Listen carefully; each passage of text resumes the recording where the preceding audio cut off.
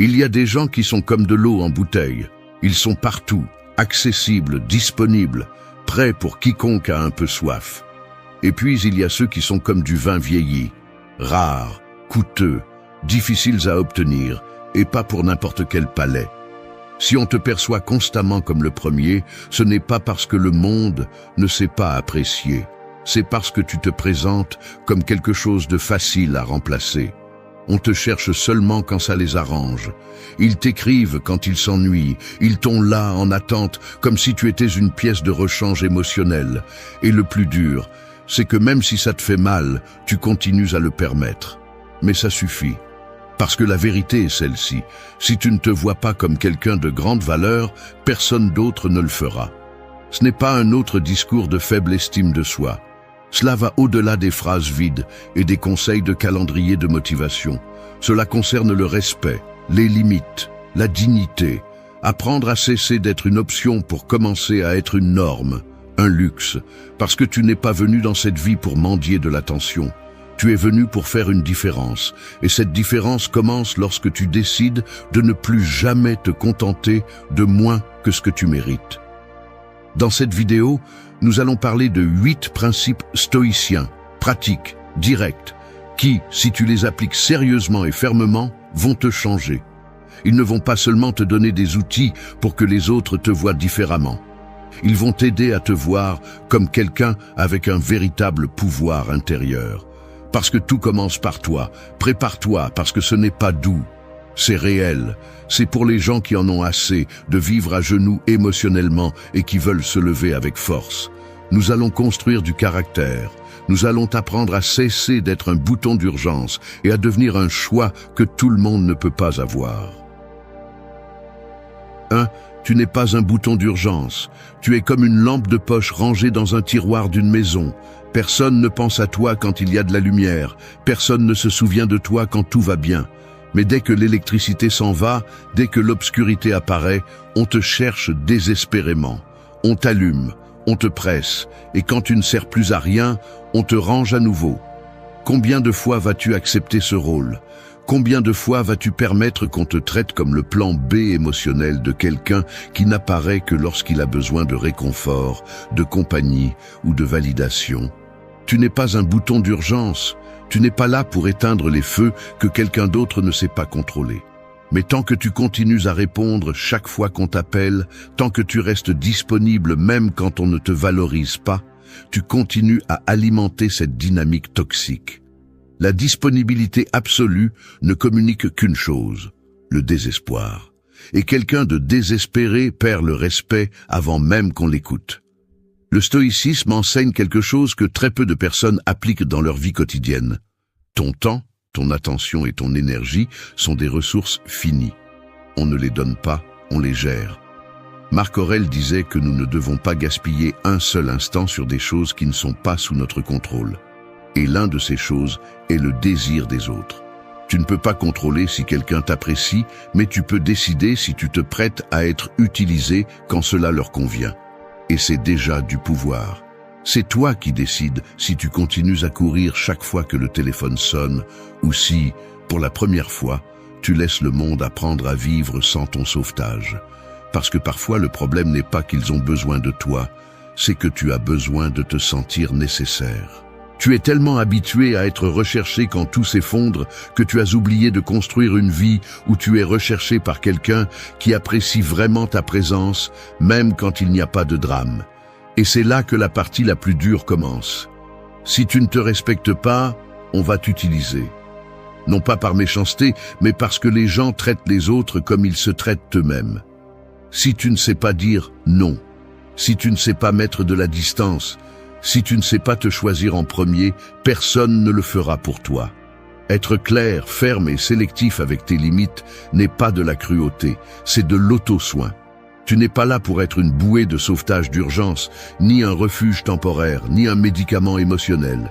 Tu es là pour être un compagnon, une présence forte, constante, avec une direction propre. Et pour cela, tu as besoin de rompre avec l'habitude d'être toujours là. Parce que même si ça te fait mal, quelqu'un qui est toujours disponible perd de la valeur. Et tu as trop de valeur pour continuer à te donner à quelqu'un qui ne sait pas te soutenir, même quand tout est calme. Tu veux arrêter d'être perçu comme une option? Alors arrête de vivre comme une. Apprends à te retirer à temps. Apprends à rester silencieux quand on te cherche par habitude. Apprends à protéger ton énergie comme si c'était de l'or. Parce que c'est le cas. Et chaque fois que tu réponds par impulsion, tu dis par tes actes que tu ne te considères pas important. Le monde n'a pas besoin d'une autre personne prête à sauver ceux qui ne veulent pas se sauver. Il a besoin de plus de personnes qui se respectent suffisamment pour ne pas accepter moins que ce qu'ils offrent. Tu n'es pas là pour éteindre des feux. Tu es là pour construire une vie avec ton propre feu. Et à ce feu, tout le monde ne devrait pas pouvoir s'approcher. 2. Le non est aussi une forme d'amour-propre. Une porte sans serrure cesse d'être une porte. Elle devient une simple ouverture par laquelle n'importe qui peut entrer, rester ou partir à sa guise. C'est ce qui se passe dans ta vie quand tu ne sais pas dire non. Tu deviens une entrée sans contrôle, un accès libre à ton temps, ta paix et ta dignité. Tout le monde entre, tout le monde donne son avis, tout le monde se sert. Et toi, tu te retrouves à ramasser les morceaux de ton énergie après chaque visite. Dire non n'est pas un rejet, c'est une protection. Ce n'est pas de l'égoïsme, c'est de l'ordre interne. Chaque fois que tu dis non à quelque chose qui ne te convient pas, tu dis oui à ta paix, à ton temps, à ton chemin. Mais on nous a appris que dire non est impoli, que poser des limites est perdre de l'affection, que fermer la porte est être une mauvaise personne. Et non. Ce qui est vraiment cruel, c'est de se laisser consumer par peur de déranger. Le stoïcisme le rend clair. Tu ne peux pas contrôler le désir ni les attentes des autres, tu ne peux contrôler que ta réponse. Épictète disait que la clé est de distinguer ce qui dépend de toi et ce qui ne dépend pas. Ton oui et ton non dépendent de toi. Et chaque fois que tu donnes un oui forcé, tu trahis ta liberté. As-tu remarqué combien de fois tu cèdes sous la pression, par culpabilité, par peur de perdre quelqu'un? Et combien de fois tu as regretté par la suite, te sentant utilisé, frustré, chargé? Ce n'est pas de la générosité, c'est de l'auto-abandon. Être une bonne personne ne signifie pas être un paillasson émotionnel. Dire oui à tout est le moyen le plus rapide de disparaître de la vie des autres. Quand tu apprends à dire non, quelque chose change. Pas à l'extérieur, à l'intérieur. Tu ressens du respect, de la fermeté, de la cohérence. Tu deviens quelqu'un qui se prend au sérieux. Et alors, les autres commencent à le remarquer. Tu cesses d'être celui qui est toujours là et tu deviens celui qui se fait respecter. Et cela, même si cela ne plaît pas à tout le monde, crée une présence qui ne s'oublie pas. Bien sûr, ça fait mal au début. Tu vas déranger. Tu vas perdre des places, des personnes, des invitations. Mais tu vas aussi gagner de l'espace, de la clarté et des relations qui te respectent pour ce que tu es, pas pour ce que tu donnes sans questionner. Le non est un tamis, un test silencieux qui sépare ceux qui t'aiment par commodité de ceux qui te valorisent par conviction. Commence par les petites choses. Dis non quand quelque chose te retire la paix. Dis non quand tes limites sont franchies. Dis non quand tu ne veux pas t'expliquer plus que nécessaire. Tu n'as pas besoin de justifier ta décision par de longs discours. Un non clair, direct et ferme a plus de pouvoir que 1000 excuses que personne n'a demandées. Parce que celui qui est dérangé par tes limites avait déjà prévu de les franchir. Tu n'as pas à être toujours disponible. Tu n'as pas à plaire à tout le monde. Tu n'es pas ici pour t'adapter à tout ce que l'environnement exige. Tu es ici pour construire une vie avec un but, et ce but commence à naître le jour où tu comprends que te protéger est aussi une façon de t'aimer. Ce n'est pas ton travail de soutenir le monde entier pendant que tu t'effondres. Quand tu apprends à dire non, tu cesses d'être une option confortable et tu commences à être une présence qui se respecte. Parce que le véritable luxe n'est pas quelqu'un qui dit oui à tout. Le véritable luxe est quelqu'un qui sait à quoi ne pas céder et qui le fait sans peur. 3. Si on ne te respecte pas, ne reste pas. Un trône ne perd pas de valeur parce que quelqu'un l'utilise mal. Le problème n'est pas le trône, C'est celui qui s'assoit dessus sans savoir ce que cela signifie d'y être. Tu es ce trône. Mais si tu permets à n'importe qui de monter avec les pieds sales, tu ne peux pas ensuite te plaindre de la façon dont on te traite. Le respect ne se réclame pas avec des mots. Il s'impose par la présence, par les décisions, par ce que tu es prêt à permettre et ce que tu ne l'es pas. Chaque fois que tu restes dans un endroit où on te minimise, tu envoies un message clair. C'est ce que tu crois mériter. Et aussi douloureux que cela puisse être, la réalité est simple. Le traitement que tu acceptes devient la norme que les autres utiliseront avec toi.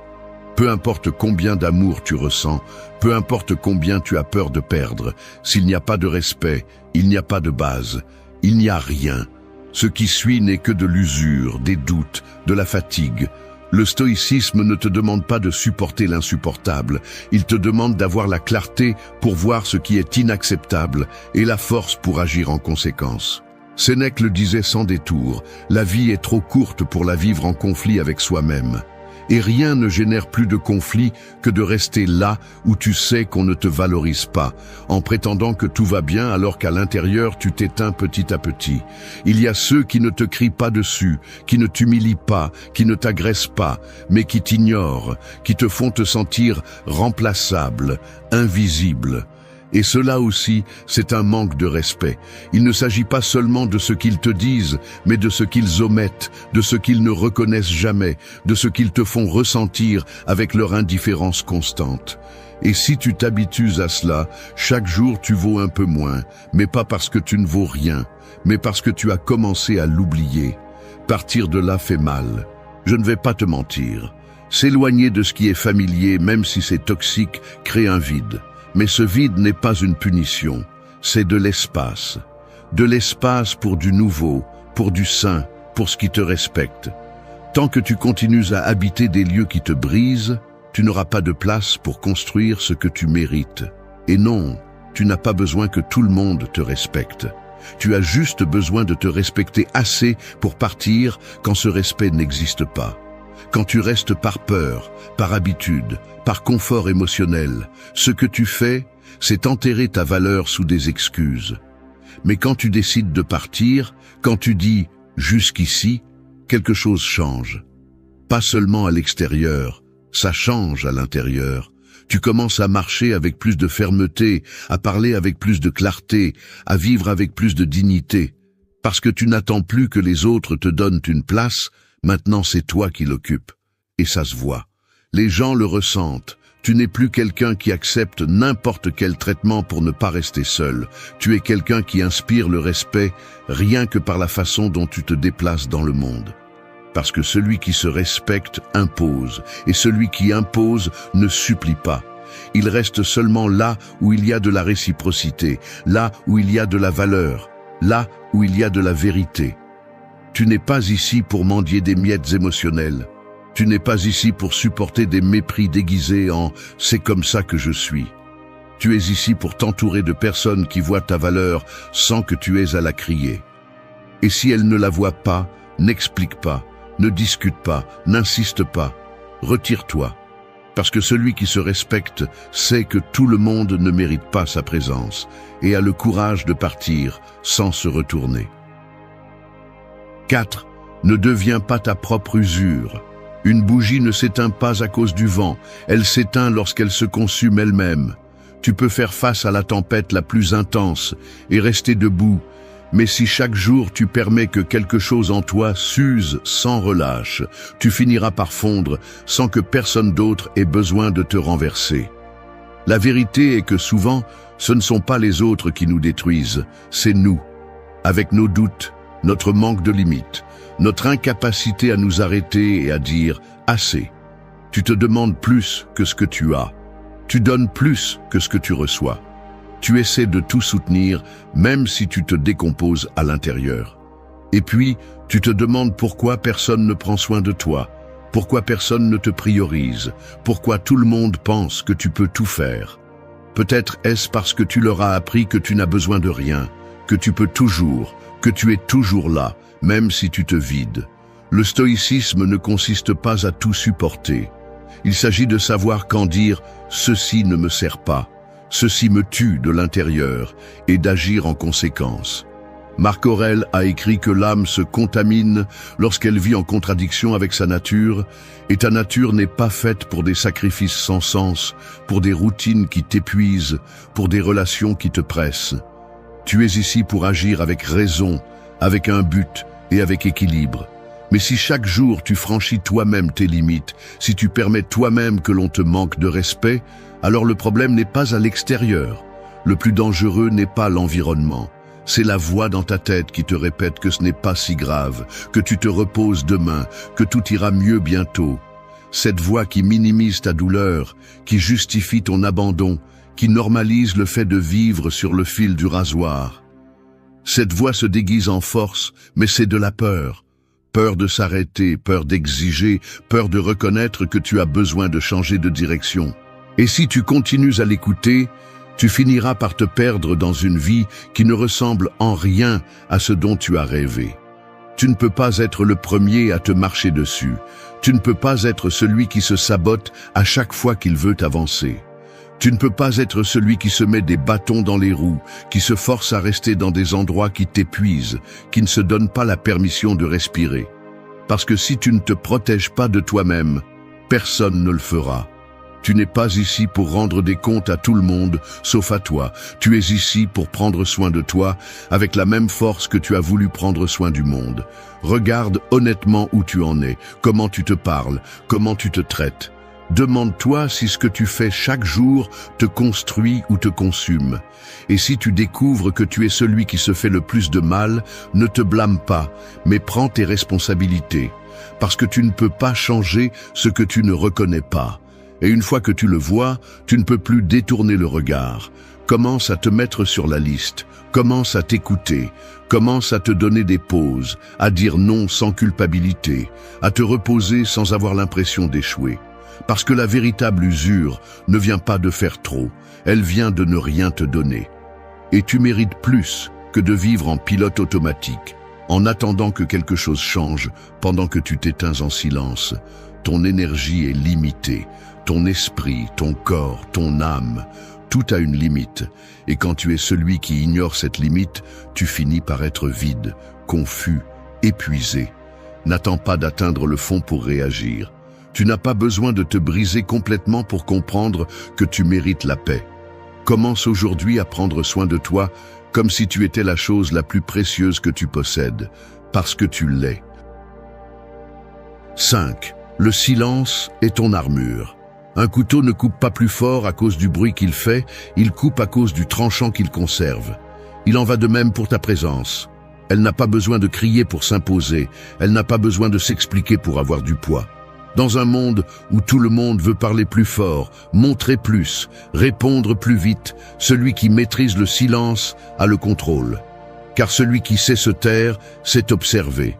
Et celui qui observe, voit ce que les autres ignorent. Le silence est plus qu'une absence de mots, c'est une déclaration de pouvoir. Nous vivons à une époque où la valeur est confondue avec le bruit. On pense que celui qui parle le plus est celui qui sait le plus. Que celui qui répond instantanément est celui qui a du caractère, que celui qui a une opinion sur tout a de l'autorité. Mais ce n'est que de l'ego, à la recherche de validation. Le stoïcisme t'apprend que tu n'es pas obligé de réagir à tout. Épictète le disait clairement, quand quelqu'un t'offense, tu ne réagis pas à ses paroles, tu réagis à ton interprétation d'elles. Et si tu as la discipline de ne pas réagir, alors tu as déjà gagné. Tu ne peux pas imaginer le respect qui se génère lorsque tu choisis le silence. Non par peur, non par faiblesse, mais par conscience. Parce que tu comprends que tout ne mérite pas ton énergie, tout ne mérite pas une réponse, tout n'a pas besoin d'être corrigé. Le silence n'est pas soumission, c'est intelligence émotionnelle. C'est la preuve que tu n'as pas besoin de prouver quoi que ce soit parce que tu l'as déjà clair en toi. On te provoque, tu restes silencieux. On te sous-estime, tu laisses passer. On veut t'entraîner dans le même jeu que d'habitude, tu n'entres pas. Et tu ne le fais pas par orgueil, tu le fais par respect pour toi-même. Parce que tu sais que là où il y a du bruit inutile, il y a une perte de concentration. Et tu es à un autre niveau. Tu construis quelque chose de plus grand que ton besoin d'avoir le dernier mot. Quand tu réponds par impulsion, tu donnes du pouvoir, tu donnes de l'information, tu ouvres une porte pour que l'autre s'immisce là où il ne devrait pas. Mais quand tu te tais, tu désarmes. Et cela, même si ce n'est pas toujours visible immédiatement, laisse une trace. Parce que le silence parle, crie même, quand tu sais l'utiliser avec intention. Tu n'as pas à justifier chaque décision, tu n'as pas à expliquer chaque pas, tu n'as pas à corriger chaque commentaire. Apprendre à ne pas réagir est une façon de protéger ta paix et d'élever ton standard. La plupart des gens parlent parce qu'ils ont peur de ne pas être vus, de ne pas être validés, de ne pas avoir raison. Mais tu n'es pas dans cette bataille, tu n'as pas besoin de prouver qui tu es à chaque conversation. Tu le démontres dans ta façon de vivre, dans ta discipline, dans ta cohérence. Et cela a un poids qu'aucun discours ne peut égaler. Le silence, utilisé avec sagesse, est bouclier et épée. Il te protège du drame et coupe les chaînes de l'ego. De plus, celui qui sait se taire sait aussi écouter. Et cela te donne un avantage, parce que pendant que les autres se perdent dans le bruit, tu comprends le fond. Tu vois les intentions, tu captes les faiblesses, tu prends de meilleures décisions, tu te positionnes, parce que le silence te donne de la perspective, et la perspective te donne du pouvoir. Ne te rabaisse pas au niveau de celui qui cherche la bagarre. Ne nourris pas les discussions inutiles, ne réponds pas à chaque provocation. Apprends à choisir tes batailles. Apprends à garder le silence quand tout en toi crie pour parler. C'est là que se mesure ta force. Parce que n'importe qui peut réagir, mais seul celui qui a un véritable contrôle interne peut garder le silence et rester ferme. Ta valeur ne se crie pas, elle se respire. Et si tu sais être silencieux, tu sauras être en contrôle. Souviens-toi, celui qui maîtrise le silence maîtrise le jeu. 6. Sois un voyage, pas une vitrine. Une vitrine brille, attire l'attention, se montre parfaite mais statique. Elle ne change pas, ne bouge pas, n'a pas de profondeur. Elle est juste là, attendant que quelqu'un décide si elle vaut la peine ou non. En revanche, un voyage ne se montre pas, il se vit. Un voyage transforme, défie, enseigne. Et tu décides dans lequel des deux tu te transformes. Parce que si tu te comportes comme une vitrine, si tu te concentres seulement sur le fait d'être vu, de plaire, de t'intégrer, alors tu arrêtes de grandir pour devenir une image décorative qui a besoin de l'approbation des autres pour se sentir précieuse. Beaucoup vivent ainsi, désespérés d'attention, de validation constante, d'être reconnus sans se soucier de ce qui se cache réellement derrière. Ils publient, s'exhibent, rivalisent, se comparent, et chaque fois qu'ils ne reçoivent pas ce qu'ils espéraient, ils s'effondrent, parce que leur valeur n'est pas construite de l'intérieur, mais de ce qu'ils parviennent à provoquer à l'extérieur. Mais le problème de vivre pour impressionner est que tu ne seras jamais assez. Il y a toujours quelqu'un qui brille plus, qui parle plus, qui semble avoir plus. Et si ta valeur dépend de cela, tu es condamné à te sentir inférieur tout le temps. Le stoïcisme ne cherche pas à ce que tu sois admiré, il cherche à ce que tu sois solide. Sénèque disait que la vraie grandeur n'a pas besoin de spectateurs. La vraie valeur se construit en silence, en cohérence, dans la façon dont tu affrontes tes jours quand personne ne te regarde. Si tu te concentres sur la construction de toi-même de l'intérieur, ta présence aura un poids qui n'a pas besoin de décoration. Mais si tu te concentres seulement sur la surface, tu finiras vide, épuisé, perdu dans le besoin constant d'être approuvé. Un voyage a des moments hauts et bas, il a des obstacles, des leçons, des découvertes. C'est ainsi que doit être ta vie. Quelque chose qui défie, qui inspire, qui laisse une trace.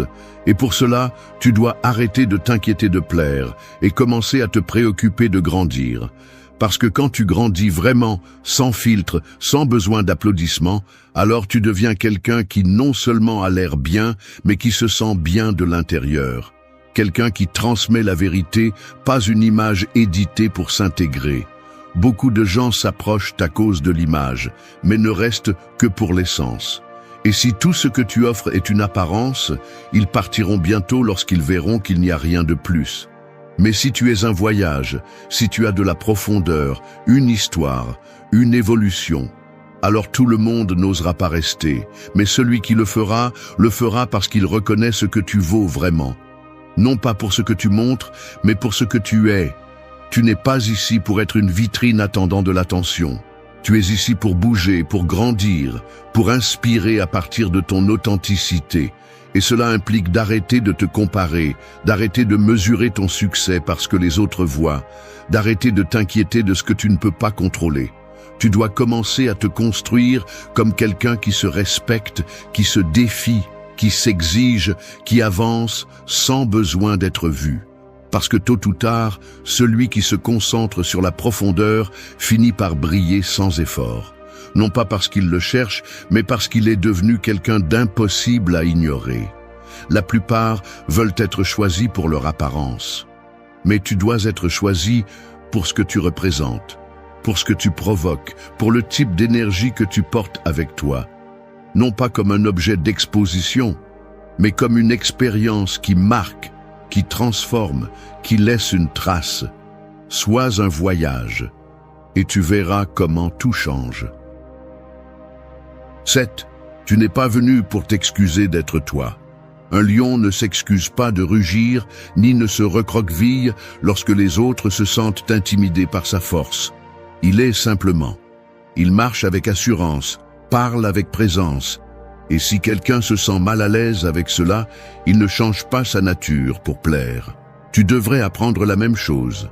Parce que chaque fois que tu t'excuses d'être qui tu es, de dire ce que tu penses, de marcher avec assurance, ce que tu fais, c'est te diminuer pour que les autres se sentent à l'aise avec ton existence. Et c'est te trahir.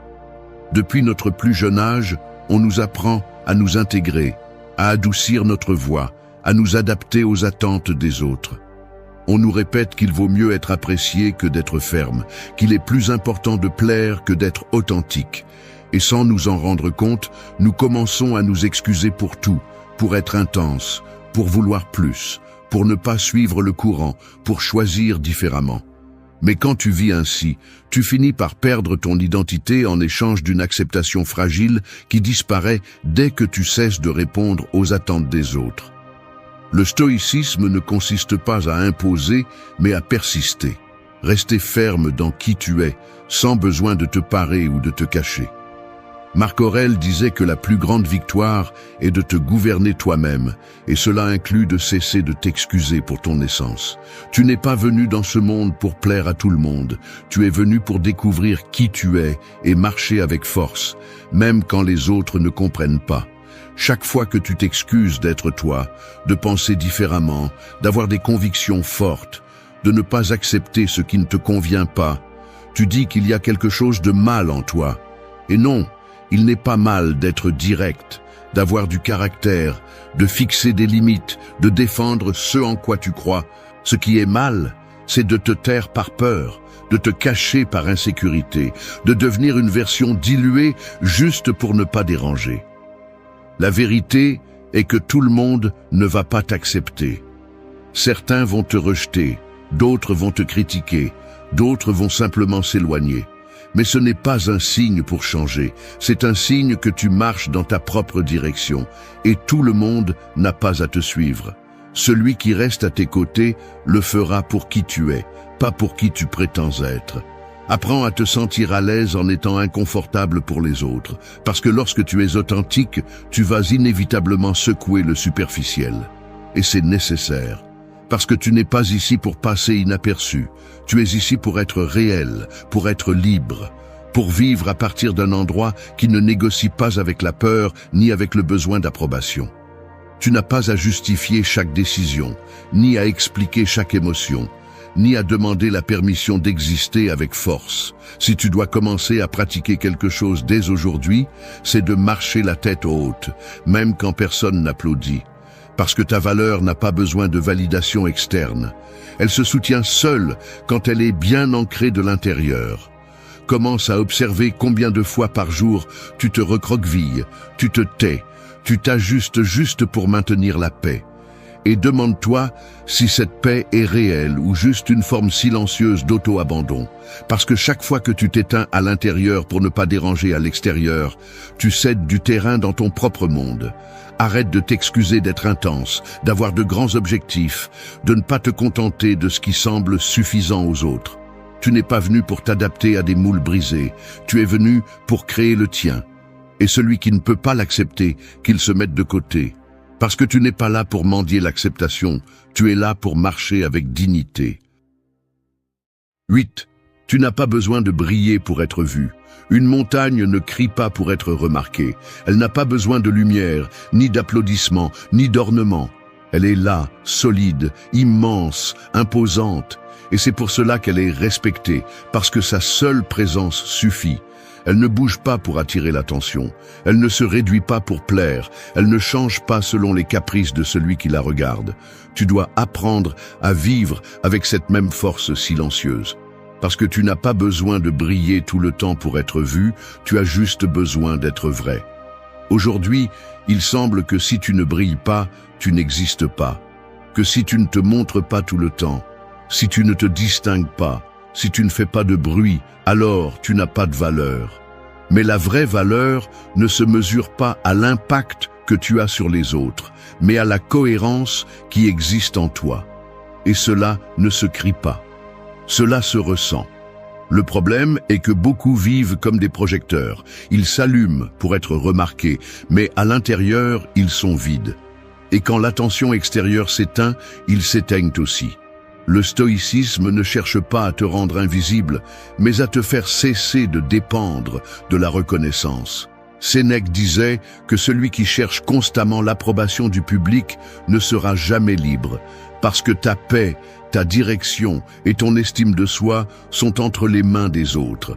Et ce n'est pas du pouvoir, c'est de l'esclavage émotionnel. Quand tu comprends cela, tu arrêtes de faire des choses pour être vu et tu commences à les faire parce qu'elles reflètent ce que tu es vraiment. Et c'est là que ta valeur commence à se faire remarquer sans que tu aies besoin de la signaler. Tu n'es pas obligé de prouver quoi que ce soit. Tu n'as pas besoin d'avoir la vie parfaite, le corps parfait, les mots justes, ni la réussite constante pour mériter le respect. Ce dont tu as besoin, c'est d'être constant avec toi-même, d'avoir une clarté sur ce que tu veux et d'agir en conséquence. Et même si tu n'attires pas toujours l'attention, tu vas commencer à attirer ce qui est vraiment en accord avec toi. Parce que ce qui est authentique ne brille pas toujours au début, mais il reste. Briller peut être un piège. Cela peut devenir un masque qui te demande d'être bien tout le temps, de sourire même si tu ne peux pas, de performer même si tu es épuisé.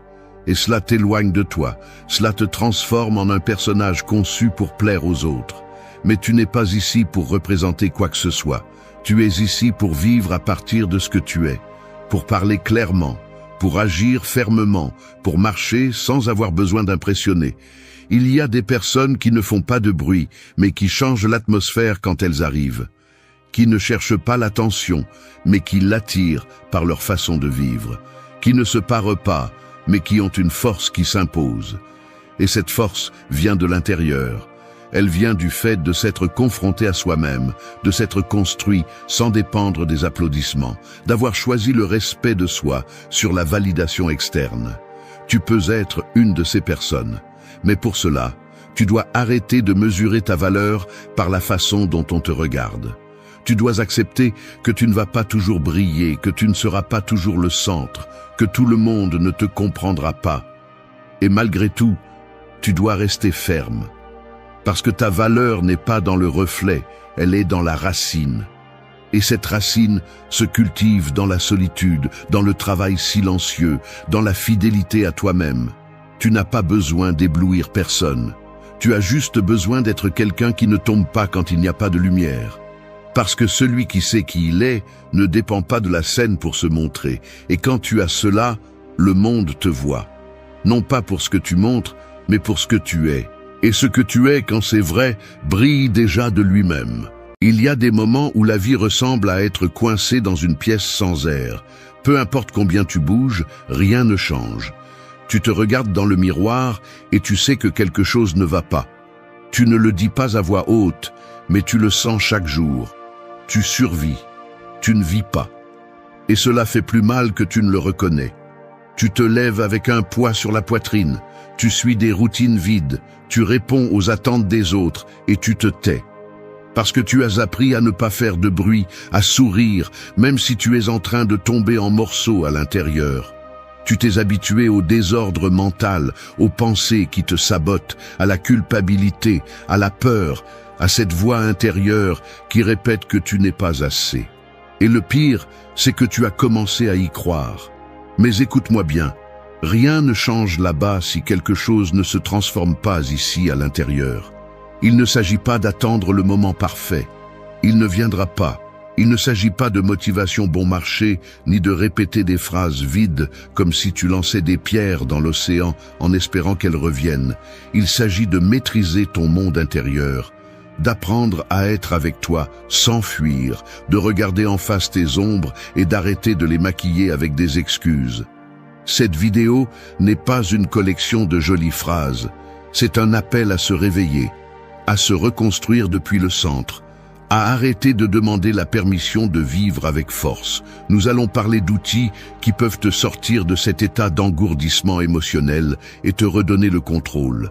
Ce n'est pas facile, ce n'est pas rapide, mais c'est réel. Nous allons nous appuyer sur la philosophie stoïcienne, non pas comme une mode, mais comme une boussole pour te maintenir stable lorsque tout le reste vacille. Nous allons ajouter ce que la neuroscience dit sur comment ton cerveau peut devenir ton meilleur allié ou ton pire ennemi. Et nous allons utiliser des ressources de la psychologie cognitive pour reprogrammer les idées qui te tirent vers le bas. C'est un chemin pour ceux qui sont prêts à affronter leur propre chaos, à l'utiliser comme carburant, à prendre les rênes même si le corps tremble. Si tu cherches le confort, ce n'est pas ta place. Mais si quelque chose en toi crie que c'est assez, que tu ne peux plus ignorer ta vérité, alors reste. Parce que c'est ici que commence la guerre la plus importante de ta vie, celle qui se livre en toi. 1. Danse avec le dragon, ne lui tourne pas le dos. Imagine qu'un dragon vit en toi. Ce n'est pas une créature mythique de conte pour enfants, mais une force réelle, brute, sombre, qui se nourrit de tes peurs, de tes traumatismes, de tes colères contenues, de tes insécurités, de tes blessures mal cicatrisées. Peu importe combien tu essaies de le cacher, il est toujours là. Tu le sens quand tu doutes de toi-même, quand tu exploses sans raison, quand tu te sabotes juste avant d'accomplir quelque chose d'important, quand tu te sens coupable pour des choses qui sont déjà passées. L'erreur que presque tout le monde fait est d'essayer de l'ignorer, de l'enfermer, de le nier. Mais ce que tu nies te domine. Ce que tu affrontes te transforme. Le stoïcisme ne te dit pas de tuer le dragon. Il te dit d'apprendre à vivre avec lui, de le regarder dans les yeux, de comprendre ce qu'il te montre. Parce que ce dragon n'est pas apparu par hasard. Il est le reflet de tes batailles internes non résolues. Il est le reflet de ton ombre, cette partie de toi que la société t'a appris à cacher parce qu'elle ne correspond pas à l'image de perfection attendue. Mais tu ne peux pas être fort si tu nies ton obscurité. Tu ne peux pas avancer si tu fuis toi-même chaque fois que quelque chose te dérange. Danser avec le dragon signifie oser entrer dans le feu sans vouloir l'éteindre. C'est apprendre à reconnaître tes pensées sombres sans te laisser emporter par elles. C'est voir ta colère, ton envie, ta tristesse et décider ce que tu fais avec. Il ne s'agit pas de te laisser consumer, mais de prendre le contrôle du volant. Parce que si tu ne le fais pas, le dragon le fera. Et quand cela arrive, tu deviens quelqu'un qui réagit au lieu d'agir, quelqu'un qui vit en automatique, qui blesse ou se blesse sans comprendre pourquoi. De la neuroscience, nous savons que le cerveau réagit plus intensément aux émotions négatives parce que sa fonction première est de te protéger. C'est pourquoi la peur, la culpabilité ou l'anxiété ont tant de pouvoir. Mais nous savons aussi que tu peux rééduquer ton cerveau. Tu peux apprendre à ton esprit que tout ce qui est inconfortable n'est pas dangereux. Tu peux t'exposer consciemment au malaise et peu à peu désactiver les fausses alarmes. C'est la danse. Tu t'approches, tu écoutes, tu reconnais ce que tu ressens sans le juger, puis tu décides d'agir en fonction de tes valeurs, pas de tes impulsions. La psychologie cognitive le confirme. La première étape pour te libérer des pensées qui te dominent est de les identifier. Leur donner un nom, leur donner une forme. Non pas comme des ennemis, mais comme des signaux. Parce que ce que tu ressens ne te définit pas, mais t'informe. Et si tu apprends à lire ces messages internes, tu peux changer la narration que tu te répètes depuis des années. Celle qui dit que tu n'es pas assez, que tu vas toujours échouer, que tu ne peux faire confiance à personne. Cette voix n'est pas toi. C'est l'écho d'expériences passées qui n'ont plus à diriger ta vie. Donc oui, il y a un dragon en toi. Et plus tu le nies, plus il grandit. Mais si tu oses t'approcher, le voir sans déguisement, bouger avec lui au lieu de fuir, tu commenceras à comprendre qu'il n'est pas ton ennemi. C'est ton feu intérieur mal dirigé. Et si tu réussis à le dompter, si tu apprends à danser avec lui, il cessera de te brûler de l'intérieur et commencera à te pousser en avant. Parce que le véritable pouvoir n'est pas de vaincre le dragon, mais de le faire partie de ta force. 2. Sois intègre, même dans l'obscurité. L'intégrité est comme une bougie allumée au milieu d'une grotte. Elle n'éclaire pas tout autour de toi, mais elle éclaire suffisamment pour que tu ne te perdes pas. Plus tu vas profondément en toi, plus le chemin devient sombre. Et là, quand personne ne te voit, quand il n'y a ni applaudissements ni reconnaissance, quand tu es seul avec toi-même, c'est là que tu es vraiment mis à l'épreuve. Parce qu'être droit en public est facile. Il suffit de soigner son image, de feindre la confiance et de dire la bonne chose. Mais maintenir la cohérence quand personne ne regarde, quand tu pourrais prendre des raccourcis, mentir ou te trahir et t'en sortir impunément, c'est une autre histoire. La plupart des gens vivent en quête de validation externe. Ils s'efforcent de paraître corrects, mais à l'intérieur c'est le chaos. Ils prétendent avoir des principes, mais les abandonnent dès qu'ils ressentent de la pression. Ils changent de valeur comme on change de vêtements selon ce qui convient. Mais l'intégrité ne se construit pas avec des discours, elle se construit avec des décisions, avec des actes silencieux que personne n'applaudit, avec de petites loyautés que toi seul connais. C'est avoir le courage de rester toi-même, même si c'est plus facile de te trahir. La philosophie stoïcienne parle beaucoup de cela. Épictète disait que ce n'est pas ce que disent les autres qui compte, mais ce que tu sais de toi, que ton caractère ne doit pas dépendre des circonstances. Tu peux être entouré d'ombre, mais si ton feu intérieur reste allumé, tu ne perdras pas le cap. La vraie liberté est d'agir selon tes principes, non selon ce que l'environnement dicte. Parce que si tu n'es pas maître de ton comportement dans l'obscurité, tu ne le seras pas non plus lorsque la lumière brillera. Du point de vue des neurosciences, nous savons que le cerveau recherche des récompenses immédiates. Il va toujours opter pour ce qui est facile, rapide, confortable. C'est pourquoi il est si facile de se justifier, de tricher, de se mentir à soi-même. Mais nous savons aussi que l'autocontrôle s'entraîne. Chaque fois que tu choisis de faire ce qui est juste, même si personne ne le remarque, tu renforces des connexions neuronales qui te rendent plus fort. Tu entraînes ton caractère, pas seulement ton comportement. La psychologie cognitive explique que les personnes qui vivent en cohérence avec elles-mêmes ont des niveaux de bien-être plus élevés et moins d'anxiété. Pourquoi? Parce qu'elles n'ont pas à porter de masque. Elles n'ont pas à se souvenir de mensonges, ni à maintenir des apparences. L'intégrité soulage l'âme. Elle te permet de dormir en paix. Elle te donne une force silencieuse qui n'a pas besoin de se démontrer parce qu'elle se ressent. C'est la tranquillité de savoir que tu n'as pas vendu ton essence en échange d'une acceptation temporaire. Être intègre dans l'obscurité signifie dire la vérité quand tu pourrais mentir, travailler avec discipline même si personne ne le remarque, tenir ta parole même si ce n'est plus pratique, et surtout agir selon tes valeurs même si cela te coûte. Et oui, souvent, cela te coûtera. Tu peux perdre des opportunités, ne pas t'intégrer, être traité de naïf. Mais c'est le prix à payer pour être quelqu'un d'honorable. Et celui qui a de l'honneur a du pouvoir. Pas le pouvoir de manipuler, mais celui de rester ferme quand tout autour vacille. Alors demande-toi, qui es-tu quand personne ne regarde? Agis-tu de la même manière quand tu es seul que quand tu es devant les autres? Tes actions reflètent-elles tes valeurs ou seulement tes intérêts momentanés? Parce qu'au final, ce qui construit ton destin n'est pas ce que tu dis que tu es, mais ce que tu décides d'être quand personne d'autre ne peut te juger. Et là, dans cette obscurité, soit tu es fidèle à toi-même, soit tu te perds. 3. Cherche des miroirs qui te défient, pas des applaudissements qui t'endorment. Vivre entouré d'applaudissements, c'est comme être dans une salle aux miroirs embuée. Tout semble confortable, tout sonne bien, mais tu ne peux pas te voir clairement. C'est un environnement où rien ne te dérange, où personne ne te remet en question, où ton ego flotte joyeusement, en pensant qu'il est déjà arrivé quelque part.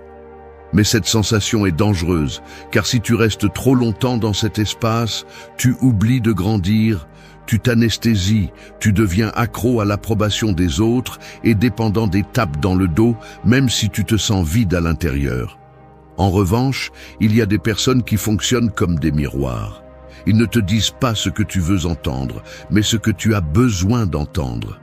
Ils ne te louent pas pour avoir fait le minimum, ils te poussent à dépasser tes limites. Parfois, ils sont inconfortables, voire dérangeants. Non pas parce qu'ils veulent te détruire, mais parce qu'ils te montrent des parties de toi que tu ne veux pas encore voir. Et c'est justement là, dans cet inconfort, que le véritable changement commence. La philosophie stoïcienne insiste sur la nécessité de s'entourer de personnes vertueuses, qui vivent avec discipline, qui ne se laissent pas emporter par le superficiel. Sénèque l'expliquait clairement. Si tu ne te mêles qu'à ceux qui célèbrent tes erreurs ou justifient tes excuses, tu vas droit vers la médiocrité. Mais si tu te rapproches de ceux qui ont des standards élevés, tôt ou tard, tu élèveras les tiens. Parce que le caractère est contagieux, aussi bien en bien qu'en mal. Et si tu veux grandir, tu as besoin d'être près de ceux qui ne te laissent pas rester immobile. Du point de vue des neurosciences, nous savons que le cerveau a tendance à chercher des environnements qui lui procurent de la sécurité. C'est pourquoi tu préfères être avec des personnes qui te flattent, qui ne te confrontent pas, qui te valident constamment. Mais il a également été prouvé que les plus grands bonds dans le développement personnel se produisent lorsque tu fais face à la résistance. Lorsque quelqu'un te force à repenser tes idées, à justifier tes décisions, à sortir de ce moule confortable qui te limite tant. Ces personnes fonctionnent comme des interrupteurs. Elles ne t'éteignent pas, elles te réveillent. La psychologie cognitive indique également que l'un des facteurs les plus déterminants pour la croissance individuelle est l'environnement social. Si ton cercle te demande peu, ton esprit s'adapte. Si ton cercle te demande plus, ton esprit s'élargit. Le problème est que nous confondons souvent l'amour avec le confort. Nous pensons que ceux qui nous aiment doivent nous protéger de tout, alors qu'en réalité, ceux qui t'aiment le plus sont ceux qui te forcent à te regarder avec honnêteté. Ceux qui ne te laissent pas stagner dans une version médiocre de toi-même. Alors choisis bien tes miroirs, cherche des personnes qui te défient, qui te disent la vérité même si ça fait mal, qui te signalent quand tu dévies du chemin. Il ne s'agit pas de t'entourer de juges, mais d'alliés dans ton processus. Des personnes qui avancent avec force et t'invitent à faire de même. Des personnes qui ne se contentent pas de ton potentiel inutilisé, qui ne te félicitent pas pour avoir survécu alors que tu sais que tu es fait pour plus. Les applaudissements sont doux, mais ils sont aussi des pièges. Ils peuvent gonfler ton ego au point de te rendre aveugle. Mais un bon miroir, même s'il fait mal, peut te rendre la vue et voir clairement qui tu es, ce que tu fais et où tu vas, vaut plus que n'importe quelle reconnaissance superficielle. Ne cherche plus les éloges, cherche la vérité, parce que c'est seulement à partir de là que tu pourras vraiment te transformer. 4. Saute, même si le sol n'est pas encore visible. Il y a des décisions dans la vie qui ressemblent à se tenir debout au bord d'une falaise, les yeux bandés. Tu sais que rester là te consume, que continuer à attendre ne change rien, mais sauter fait peur, parce que tu ne vois pas le sol, parce que tu ne sais pas si tu vas tomber, si tu vas voler ou si tu vas te briser. L'esprit te dit que ce n'est pas le moment, qu'il manque de sécurité, que tu dois attendre d'avoir des garanties. Mais la vérité est que les garanties n'existent pas. Ceux qui changent leur vie ne sont pas ceux qui attendent des certitudes, mais ceux qui sautent avec l'âme tremblante, mais les yeux fixés sur quelque chose de plus grand que la peur. Il y a ceux qui passent des années à planifier, à analyser, à reporter, à justifier. Ils font des listes, dessinent des cartes, se préparent, mais ne franchissent jamais le pas. Pourquoi?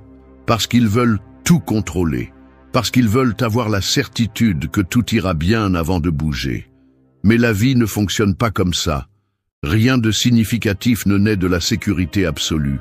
Ce qui transforme vraiment fait toujours mal, dérange, remue.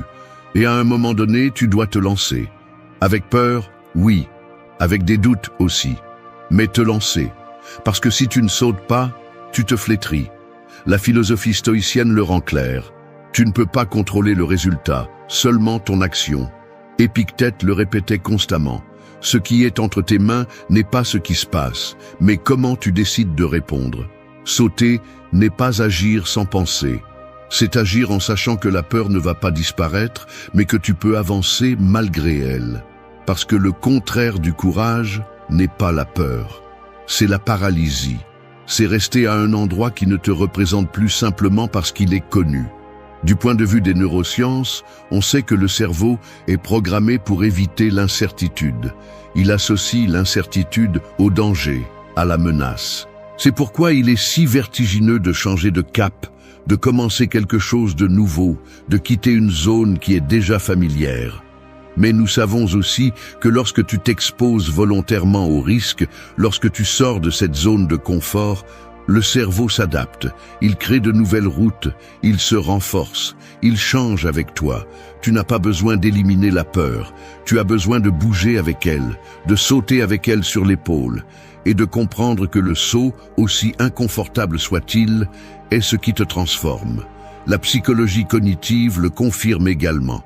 De nombreux blocages personnels reposent sur des croyances rigides, comme « je ne suis pas prêt »,« ce n'est pas le moment » ou « je vais sûrement échouer ». Mais ces croyances ne sont pas des vérités, ce sont des pensées automatiques que tu as répétées tellement de fois qu'elles sonnent déjà comme la réalité. Les remettre en question est la première étape. La deuxième est d'agir même si elles sont toujours là, parce que parfois, l'acte de te lancer est ce qui commence à démonter ces croyances limitantes. Tu n'as pas à attendre de te sentir complètement fort pour agir. Parfois, c'est le saut qui te rend fort. Il y a des gens qui attendent depuis des années le moment parfait, comme si à un moment donné, la peur allait s'éteindre toute seule. Mais la peur ne disparaît pas. Elle est affrontée. Et souvent, elle est traversée les yeux mi-clos et le cœur battant fort, mais avec la certitude que rester dans la même situation n'est plus une option. Sauter est un acte de foi, non pas envers l'extérieur, mais envers toi-même. C'est te dire, je ne sais pas ce qui va se passer, mais je sais que je ne peux pas rester où je suis. Alors saute, même si le corps tremble, même si l'esprit crie, même si tu ne vois pas le sol. Parce que tu peux tomber, oui, mais tu peux aussi apprendre à voler. Et si tu ne sautes jamais, tu ne le sauras jamais. 5. Brise la voix intérieure qui te retient. Il y a une voix qui vit en toi comme un geôlier invisible. Elle ne crie pas, mais elle parle toujours. Elle ne pousse pas, mais elle t'arrête. C'est cette voix qui murmure juste quand tu es sur le point d'essayer quelque chose de nouveau, qui se moque quand tu échoues, qui répète des phrases héritées de blessures anciennes. Tu n'es pas assez, tu ne vas pas y arriver, tu n'as pas ce qu'il faut. Peu importe combien tu avances, cette voix te poursuit. Et si tu ne fais rien, elle te retient avec des mots qui ne sonnent pas comme des menaces, mais qui te gardent enfermé dans la même version de toi-même. Le piège le plus dangereux est que cette voix sonne comme toi. Elle a ton ton, utilise tes souvenirs, se camoufle avec la logique et te convainc qu'elle prend soin de toi. Mais elle ne prend pas soin de toi, elle te limite. Elle ne te protège pas, elle te retient. C'est l'accumulation d'années d'écoute de critiques, d'échecs non traités, de jugements d'autrui qui sont restés dans ton esprit comme s'ils étaient vrais. Et le pire, c'est que souvent tu n'as plus besoin que les autres te détruisent. Tu le fais toi-même, de l'intérieur, chaque fois que tu laisses cette voix prendre le contrôle. La philosophie stoïcienne le voyait clairement. Marc Aurèle parlait du pouvoir du jugement interne. Il disait que ce qui fait vraiment mal n'est pas ce qui se passe, mais comment tu décides de l'interpréter. Si tu te dis que tu ne peux pas, tu ne pourras pas. Si tu répètes que tu es faible, ton corps le croira. Parce que les mots que tu utilises pour te parler construisent la réalité dans laquelle tu vis. Tu ne peux pas construire une vie forte si ton dialogue interne est pourri. Et c'est pourquoi le premier acte de rébellion est d'apprendre à remettre en question cette voix, à identifier quand elle parle, comment elle parle et d'où elle parle en toi. De la neuroscience, nous savons que le cerveau ne fait pas la différence entre ce que tu imagines et ce qui se passe réellement. Chaque fois que tu répètes une idée négative sur toi, tu renforces des réseaux neuronaux qui te font sombrer davantage. Et nous savons aussi que tu peux reprogrammer ces voix, que tu peux commencer à créer de nouvelles connexions par la répétition consciente de pensées différentes, de phrases qui ne sont pas de simples consolations, mais des rappels de force, de vérité, de pouvoir. Il ne s'agit pas de feindre l'optimisme, mais d'utiliser ton langage interne comme un outil de changement, et non comme une arme contre toi. La psychologie cognitive explique que ce dialogue interne négatif est souvent automatique. Il apparaît sans que tu l'invites, parce qu'il est devenu une habitude. Mais elle enseigne aussi que tu peux l'interrompre, que tu peux apprendre à l'identifier, à lui répondre, à le remplacer. Pas avec des affirmations vides, mais avec des affirmations réelles, basées sur tes valeurs, sur tes actions, sur ce que tu sais que tu es en train de construire. Te parler avec respect n'est pas de la vanité, c'est une responsabilité. C'est comprendre que si tu n'es pas ton principal allié, personne d'autre ne le sera. Briser cette voix intérieure qui te retient n'est pas la faire taire d'un coup. C'est arrêter de lui croire. C'est apprendre à lui répondre avec des faits, avec des décisions, avec du courage. C'est lui montrer, jour après jour, qu'elle n'a plus le pouvoir d'avant, que c'est toi qui décides maintenant. Parce que ce que tu te dis quand tu es seul, en silence, dans tes moments les plus sombres, a plus d'impact que tout ce que le monde peut te dire. Et si cette voix continue à répéter des mensonges, ta tâche est de la remplacer par une vérité plus grande.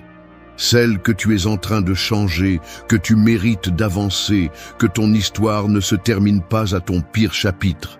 Alors, la prochaine fois que cette voix réapparaît, ne lui réponds pas avec peur. Réponds-lui avec action, avec mouvement, avec la décision de ne pas te laisser gouverner par un reflet brisé de ton passé. Parce que ce n'est que lorsque tu apprends à maîtriser ce que tu te dis, que tu commences à maîtriser ce que tu fais. Et c'est là que commence ta véritable liberté. 6. Incendie ta zone de confort. Vivre dans la zone de confort, c'est comme habiter une maison construite sur des sables mouvants. Au début, elle semble sûre, chaleureuse, prévisible. Tout est à sa place. Il n'y a pas de surprise, pas de chaos. Mais avec le temps, cette stabilité devient une prison. La maison ne s'effondre pas d'un coup, mais elle s'enfonce peu à peu. Et toi, sans t'en rendre compte, tu t'enfonces avec elle. Chaque jour que tu décides de ne pas bouger, de ne pas te déranger, de ne pas te défier, tu enracines tes pieds dans un sol qui ne te soutiendra pas éternellement. Le confort n'est pas le problème. Le problème, c'est quand il t'empêche de grandir. Le cerveau humain est programmé pour chercher l'efficacité. Il veut des routines, il veut des modèles, il veut éviter l'énergie dépensée pour faire face à la nouveauté. C'est pourquoi rester là où tout est connu semble si bon. Mais ce bien-être est superficiel. Au fond, tu le sais. Tu sais que tu n'avances plus, que tu répètes les mêmes jours, les mêmes excuses, les mêmes habitudes qui ne te mènent nulle part. Et c'est là que le piège commence. Tu confonds sécurité et progrès. Mais ce n'est pas la même chose. La sécurité peut être une cage dorée. L'inconfort, en revanche, peut être le seuil de ta liberté. Les stoïciens parlaient de la nécessité de s'entraîner à l'inconfort. Sénèque pratiquait la vie avec moins que le nécessaire, même s'il pouvait tout avoir, juste pour se rappeler qu'il ne dépendait pas de ses commodités. La maîtrise de soi ne se renforce pas quand tout est en ta faveur, mais quand tu apprends à te déplacer sur des terrains rugueux. Sortir de la zone de confort n'est pas une mode, c'est une nécessité si tu veux vraiment te transformer. Parce que personne ne se forge dans la tiédeur. Le caractère naît du frottement, de la tension, du feu. De la neuroscience, nous savons que la plasticité cérébrale dépend du changement. Quand tu répètes la même chose encore et encore, le cerveau passe en pilote automatique et cesse de se développer. Mais quand tu t'exposes à l'inconnu, même si c'est inconfortable, tu actives de nouveaux processus, tu génères un apprentissage réel, tu élargis tes capacités. Et cela ne nécessite pas de faire des choses extrêmes. Parfois, il suffit de rompre une routine, de parler à quelqu'un de différent, de faire face à une conversation difficile, de faire ce que tu as toujours remis à plus tard.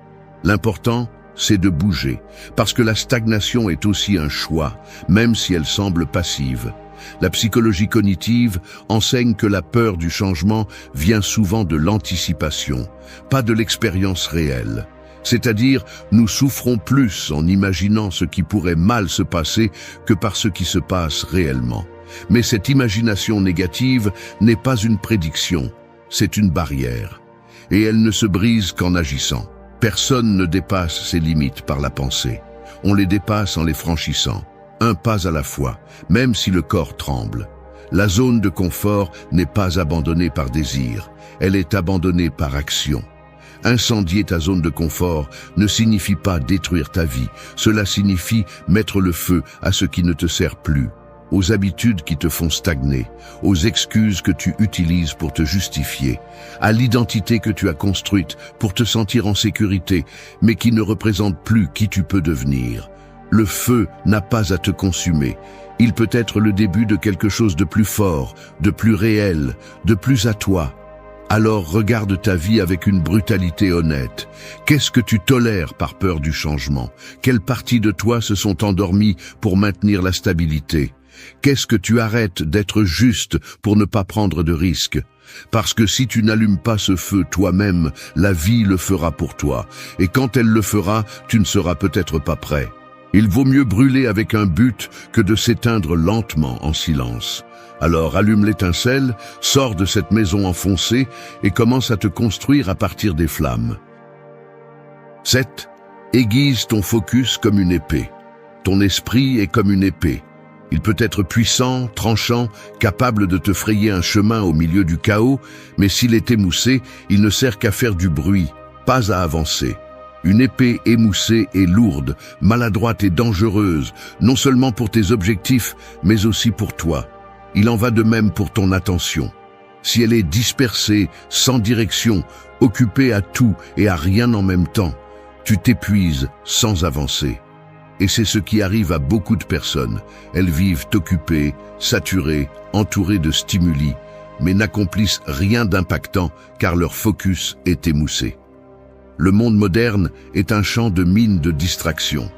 Tout concourt pour ton attention. Notifications, réseaux sociaux, opinions d'autrui, comparaisons inutiles, nouvelles que tu ne peux pas contrôler.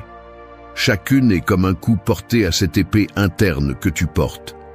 Et si tu ne fais rien pour protéger ton focus, tu finis par être esclave de la superficialité. Tu vis en réagissant, sautant d'une chose à l'autre, épuisé mais vide, rempli d'informations insignifiantes, mais déconnecté de l'essentiel. C'est pourquoi le focus n'est pas un luxe, c'est une arme. Et c'est à toi de décider si tu la gardes aiguisée ou rouillée. La philosophie stoïcienne l'a déjà clairement exprimé. Sénèque parlait du gaspillage du temps comme du pire des crimes, non pas parce que le temps s'épuise, mais parce que nous le donnons sans réfléchir. Un stoïcien comprend que l'attention est la chose la plus précieuse qu'il possède, parce que ce sur quoi tu te concentres grandit. Si tu concentres ton énergie à te plaindre, la frustration grandira. Si tu te concentres sur la peur, la paralysie grandira. Mais si tu te concentres sur ce que tu peux contrôler, sur ce que tu peux construire, ta vie commence à prendre forme avec chaque action que tu choisis intentionnellement. Du point de vue des neurosciences, on sait que le cerveau a besoin de structure pour bien fonctionner. Il n'est pas fait pour des multitâches constantes, ni pour vivre avec 1000 fenêtres ouvertes. Chaque fois que tu sautes d'une tâche à une autre, tu perds en capacité de concentration, d'analyse profonde, de clarté. Et le plus grave, c'est que cette habitude de distraction constante détériore le cortex préfrontal, qui est la partie chargée de planifier, de prendre des décisions et de maintenir des objectifs à long terme. En d'autres termes, la dispersion ne fait pas que te retarder, elle t'affaiblit. La psychologie cognitive insiste sur le pouvoir de l'attention sélective, c'est-à-dire que ce que tu choisis de regarder détermine ce que tu ressens, ce que tu crois, ce que tu fais. Si tu t'entraînes à concentrer ton esprit sur ce qui compte, même au milieu du bruit, tu auras un avantage que peu de gens ont, la clarté. Et la clarté est une force. Elle te permet de dire non quand tu dois, de rester ferme quand tout autour de toi te pousse à dévier, de maintenir ton cap même quand il n'y a pas encore de résultat visible. Parce que celui qui aiguise son focus n'a pas besoin de motivation constante, il a une direction. Aiguiser ton focus est une pratique quotidienne. C'est décider de ce que tu laisses entrer dans ton esprit et de ce que tu n'y laisses pas. C'est filtrer les conversations, les pensées, les contenus, les décisions. C'est protéger ton énergie comme si c'était de l'or. Parce que c'est le cas. Il ne s'agit pas de t'isoler du monde, mais de ne pas laisser le monde décider pour toi. Il s'agit d'apprendre à fermer des portes, à lâcher ce qui est inutile, à t'engager dans ce qui en vaut vraiment la peine. Et cela nécessite du caractère. Alors, regarde-toi avec honnêteté. À quoi accordes-tu ton attention ? Combien d'heures consacres-tu à des choses qui n'ajoutent rien, qui ne te transforment pas, qui ne font que te distraire ? Parce que la vie ne te quitte pas dans les grands échecs, elle te quitte dans les petites négligences quotidiennes. Alors, ne vis pas avec une épée émoussée, aiguise ton focus, tiens-le fermement et commence à couper tout ce qui t'éloigne de ce que tu es vraiment venu construire. 8. Nourris ton esprit comme s'il était sacré. Ton esprit est comme un jardin. Tu peux y semer des fleurs, des fruits, des racines solides ou laisser pousser des mauvaises herbes. Tu peux l'arroser avec des idées qui nourrissent ou la laisser se dessécher avec des pensées toxiques. Mais ce que tu sèmes grandit. Ce que tu répètes reste. Ce que tu consommes te façonne. Et si tu ne fais pas attention à ce qui entre, un jour tu te réveilles entouré de pensées qui ne sont pas les tiennes, piégé dans des croyances dont tu ne sais pas d'où elles viennent, rempli de bruit que tu n'as même pas choisi, mais qui dirigent déjà ta vie sans que tu t'en rendes compte. C'est pourquoi tu dois traiter ton esprit comme quelque chose de sacré, car c'est l'espace où tout commence et tout finit. La plupart des gens nourrissent leur corps avec plus d'attention que leur esprit. Ils se soucient de ce qu'ils mangent, de leur apparence, de bien paraître, mais consomment des déchets mentaux sans y penser deux fois.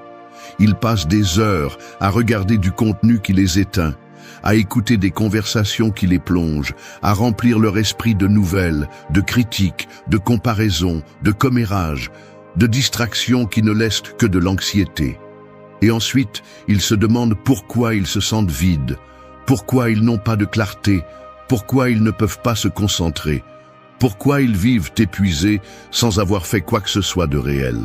La réponse est dans ce qu'ils ont semé en eux. Les stoïciens savaient que l'esprit devait être entraîné avec la même discipline que l'on entraîne un muscle. Pour eux, la lecture, la réflexion, le dialogue profond, l'observation de soi étaient des moyens de renforcer l'âme. Il ne s'agissait pas d'accumuler de l'information, mais de nourrir le jugement, la tempérance, la capacité de penser clairement lorsque le monde vacille. Marc Aurèle écrivait pour lui-même, non pour publier, mais pour rester ferme, car il comprenait qu'un esprit non nourri devient un ennemi silencieux. Et il n'y a rien de plus dangereux qu'un esprit faible ayant du pouvoir sur tes décisions. La neuroscience le confirme. Ce que tu consommes mentalement modifie ton cerveau. Tes réseaux neuronaux s'adaptent à l'information que tu répètes. Si tu es entouré de drames, de pensées négatives, de stimuli superficiels, ton esprit devient chaotique, réactif, dispersé. Mais si tu t'exposes à des idées élevées, si tu entraînes ton attention, si tu étudies, si tu réfléchis, ton esprit se calme, se renforce, devient plus résistant. Et dans un monde plein de stimuli déchets, avoir un esprit ferme est un avantage brutal.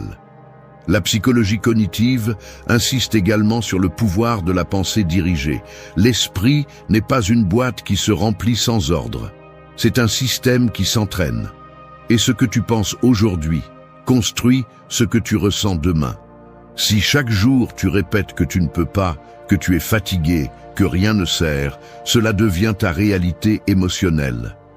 Mais si tu décides d'introduire des pensées plus conscientes, plus cohérentes, plus alignées avec ce que tu veux construire, tu commences à changer de l'intérieur. Ce n'est pas de la magie, c'est de la structure. Nourrir ton esprit comme s'il était sacré, ce n'est pas t'enfermer dans des livres toute la journée.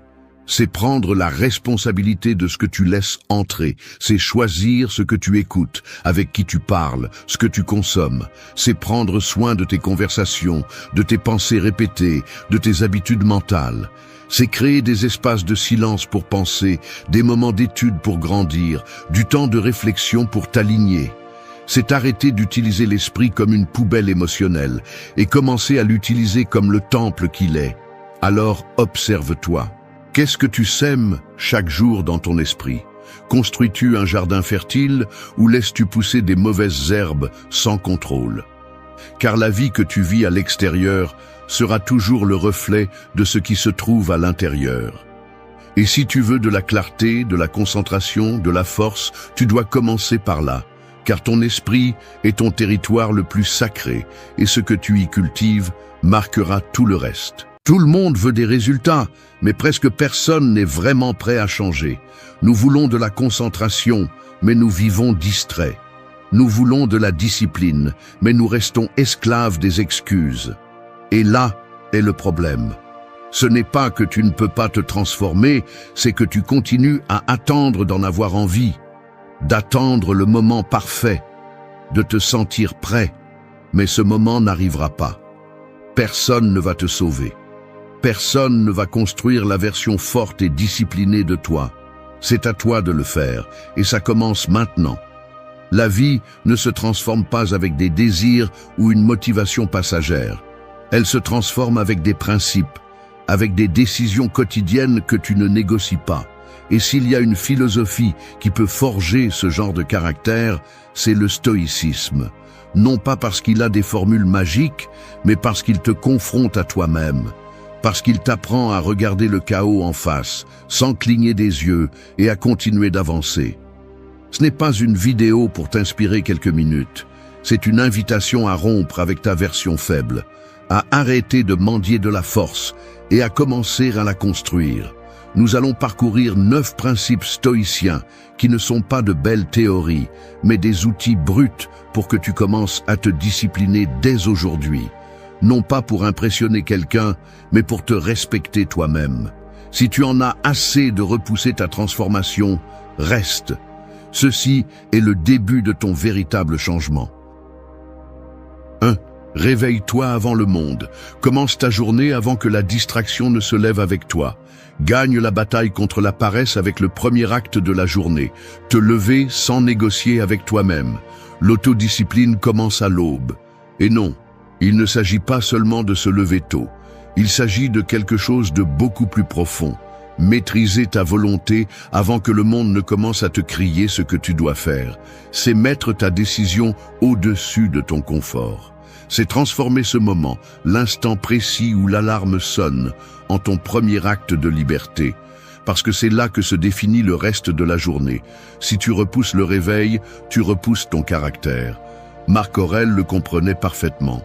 Il se demandait: es-tu né pour être à l'aise ou pour faire ce que tu es venu faire? Se réveiller avant le monde, c'est exactement cela. Te rappeler chaque matin que tu es venu agir, pas dormir. Tu es venu grandir, pas répéter des routines médiocres. Tu es venu prendre le contrôle, pas être un spectateur passif de ta propre vie.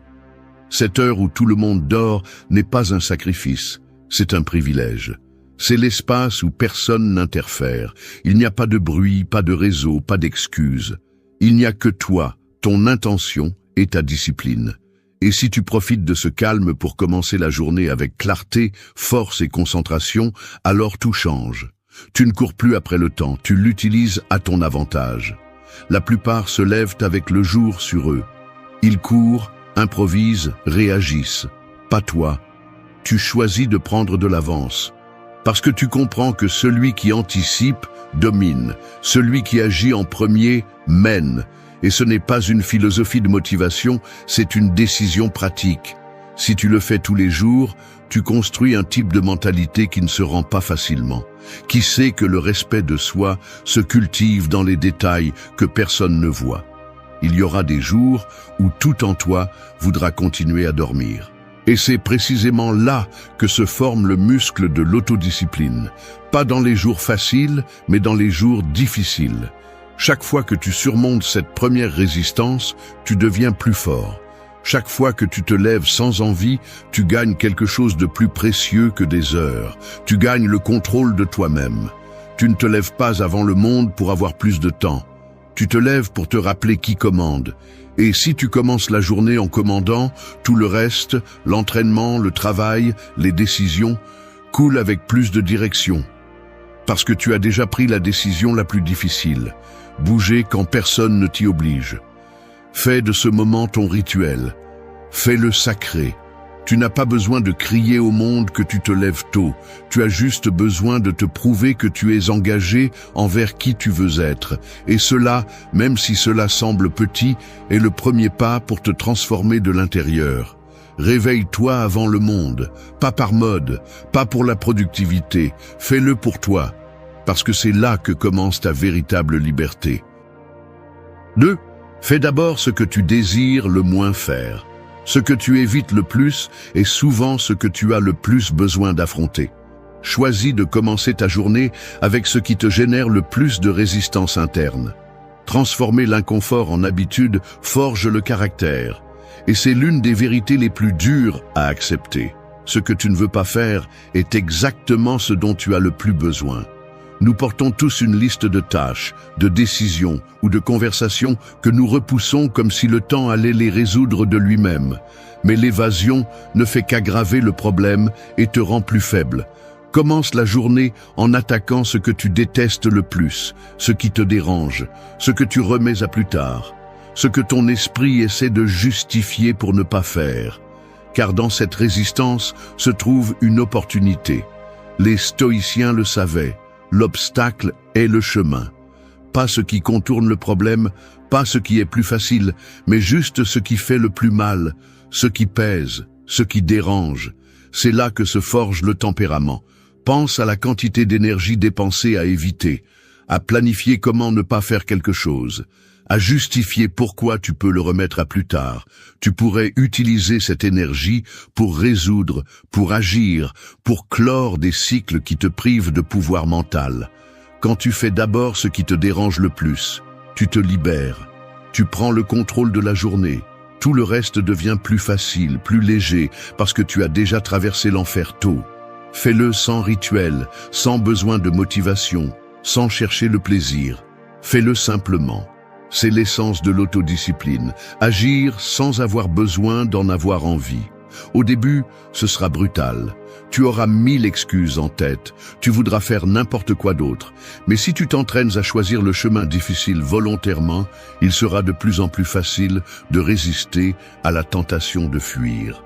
Et quand tu choisis l'inconfort chaque matin, tu cultives un état d'esprit qui ne se brise pas face à l'effort. Tu dis « Je ne me cache pas ». J'affronte. Parce qu'il ne s'agit pas seulement de remplir une tâche, il s'agit de ce que tu construis en toi. Chaque action inconfortable faite volontairement est une brique de plus dans l'édifice de ton caractère. Les grands ne sont pas ceux qui font plus de choses, ce sont ceux qui font ce que les autres évitent, ce que personne ne veut faire, ce qui dérange, ce qui exige plus. Et si tu commences à vivre selon ce critère, tout change. Tu n'agis plus en fonction de tes émotions, mais en fonction de tes principes. Et tu n'as pas besoin que quelqu'un t'applaudisse pour cela. Parce que celui qui fait le plus difficile en premier ne le fait pas pour la reconnaissance. Il le fait parce qu'il comprend que cela le renforce, que c'est ce qui le distingue de la moyenne, que c'est ce qui le transforme, même si le monde ne le voit pas. Fais d'abord ce que tu désires le moins faire, et tu verras comment le jour, ton esprit et ta vie entière commencent à changer. Parce que celui qui affronte ce qu'il évite devient quelqu'un qui ne craint plus l'effort. Et quand tu ne crains plus l'effort, rien ne peut t'arrêter. 3. Arrête de justifier tes erreurs. Les excuses sont les briques avec lesquelles tu construis ta médiocrité. L'autodiscipline grandit lorsque tu arrêtes de protéger tes échecs avec des mots doux et que tu les affrontes avec une brutalité honnête. Justifier tes erreurs ne te rend pas plus compréhensif envers toi-même. Cela te transforme en quelqu'un qui se trompe pour ne pas changer. Car derrière chaque excuse se cache une opportunité perdue. Et le pire, c'est que les excuses ne sonnent pas toujours faibles. Souvent, elles sont convaincantes, logiques, voire réconfortantes. Mais elles restent une façon d'éviter ta responsabilité. Chaque fois que tu choisis de te justifier plutôt que de te corriger, tu entraînes ton esprit à abandonner sans combattre. Tu nourris une identité fragile qui préfère protéger l'ego plutôt que de grandir. Et cette identité devient une prison. Une où tout semble aller bien de l'extérieur, mais à l'intérieur, tu sais que tu pourrais faire plus. Tu as l'impression de te trahir. Les stoïciens étaient radicaux à ce sujet. Épictète le disait sans détour. N'explique pas ton comportement. Fais-le correctement. Ils ne perdaient pas de temps à chercher des coupables, des excuses ou du réconfort. Ils assumaient tout, même ce qui n'était pas directement sous leur contrôle, car ils comprenaient que c'est la seule façon d'être libre, en cessant de dépendre des explications pour justifier l'inaction. Et oui, nous faisons tous des erreurs, nous échouons, nous nous trompons, mais la différence réside dans ce que tu fais ensuite. Te justifies-tu? Blâmes-tu l'environnement? Te convaincs-tu que ce n'était pas si important? Ou fais-tu un pas en arrière? Acceptes-tu ta responsabilité sans fioriture et décides-tu de faire mieux? Car ce moment définit si tu restes la même personne ou si tu es en train de te transformer. L'autodiscipline commence quand tu arrêtes d'adoucir tes échecs. Quand tu peux te regarder dans le miroir et dire « j'ai échoué ». Je n'ai pas fait ce que je devais faire, et il n'y a aucune excuse qui puisse le réparer. Cette brutalité envers toi-même n'est pas de la cruauté, c'est du respect, c'est de la maturité, c'est comprendre que la véritable croissance n'arrive que lorsque tu arrêtes de protéger tes erreurs et commences à les détruire. Te justifier te donne une paix temporaire, mais te vole aussi ton pouvoir. Car plus tu te justifies, moins tu assumes le contrôle. Et sans contrôle, il n'y a pas de changement. En revanche, lorsque tu affrontes la vérité, lorsque tu laisses tomber le masque et acceptes que c'était toi, sans fioriture, sans culpabilité, mais avec une responsabilité totale, tu récupères le pouvoir d'agir. Chaque excuse est une pierre sur le chemin que tu as toi-même posé. Chaque fois que tu dis « c'est que je n'avais pas le temps, je ne me sentais pas bien, ce n'était pas ma faute », tu choisis de rester le même. Mais si tu prends ces moments et au lieu de te justifier, tu choisis d'apprendre, d'ajuster et de continuer avec plus de force, alors tu forges la discipline. Tu construis quelque chose de réel. Tu n'as pas besoin d'explications pour te sentir mieux. Tu as besoin d'action pour être meilleur, car à la fin de la journée, personne ne se transforme en ayant de bonnes excuses. Se transforme celui qui décide de regarder ses erreurs en face, sans trembler, et de faire ce qui est nécessaire pour ne pas les répéter. Alors, lâche-les, lâche les excuses. Brûle l'habitude de te justifier. Chaque fois que tu échoues, respire profondément, assume tout, et continue avec plus de détermination. Car lorsque tu arrêtes de te justifier, tu deviens invincible. Personne ne peut vaincre quelqu'un qui assume tout et continue d'avancer. 4. Sois ton propre maître et ton propre juge. N'attends pas que quelqu'un te surveille. Apprends à te corriger en silence et à t'exiger avec fermeté. L'autodiscipliné est son propre entraîneur, son propre examinateur et son meilleur allié.